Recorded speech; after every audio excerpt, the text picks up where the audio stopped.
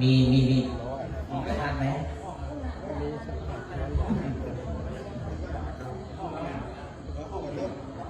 เจ้าหน้าที่ของเราคุณพี่ครับคุณพี่ยืนคุณพี่ล้างท้องให้กัน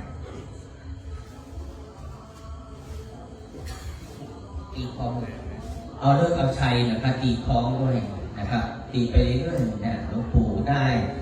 ในการเจิมเทียนชัยนะครับซึ่งท่านเป็นพระเถรานุเถระเป็นพระสุปฏิปันโนนะครับว่าท่านไม่ถือยศถาบรรดาศักดิ์ท่านในตัวเป็นหลวงปู่นะครับทีนี้หลวงปู่จะได้เทียนชัยอันเป็นมงคลเลิกมหาเลิกมหาชัยนะครับหลวงปู่จะได้ใช้เป็นประคำต่อเติมซึ่งต่อนะครับในการสร้างบุญบารมีในการทานจิตในครั้งนี้นะครับ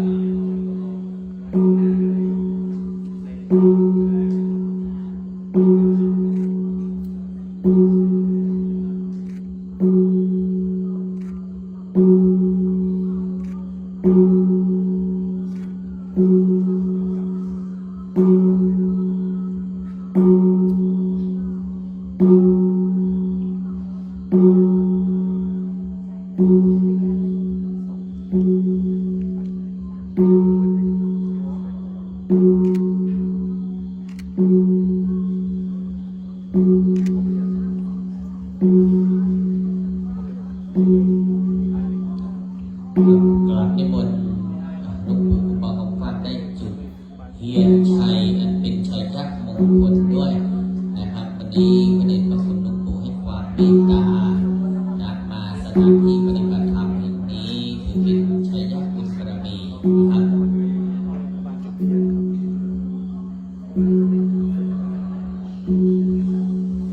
นิมนต์พระสงฆ์ได้สวดชัยยักษ์มงคลในพิธีในการจุดเทียนชัยนะครับ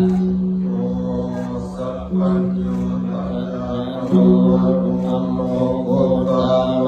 วะโลสังโฆมังคะมาลัตโต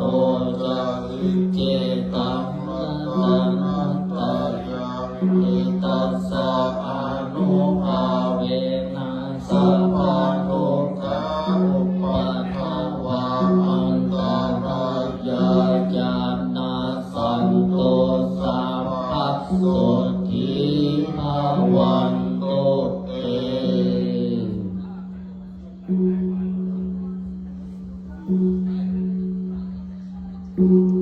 ที่บนหลวงปู่กับที่อาสนะที่รับรองหลวงปู่ครับวินาศายาปาริตังมุธมังครัง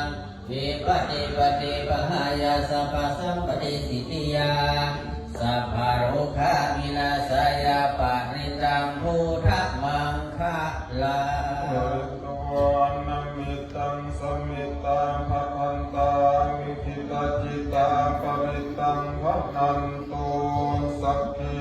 ขมิจลูปิคิริสิขารตาเตจันตริเขวิมานิทิเปรเตจักขมิตโลนังคานิ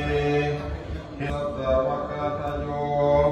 อริยสวากาจะปุถุชนะกัลยาณัจจะสัมมาทิฏฐิเอวะปุถิปัสสนาธัมเมปัสสนาสังฆิปัสสนาปุถิสักการวะธัมเม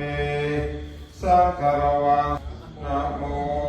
ตัสสะภะคะวะโตอะระหะโตสัมมาสัมพุทธัสสะสัมมาสัมพุทธัสสะนะโมตัสสะภะคะวะโตอะระหะโตสัมมาสัมพุทธัสสะพุทธังสรณังกัจฉามิกัจฉามิตติยัมปิธัมมังสรณังกัจฉามิตติยัมปิสังฆังสรณังปฏิสัมภาระลังกานุตัณหังคาโลมหาวิโรวิรังคาโลมหายาสุสารนังคาโลโลกายิโตทิปังคาโลทุติงคาโลกุณัญโยจา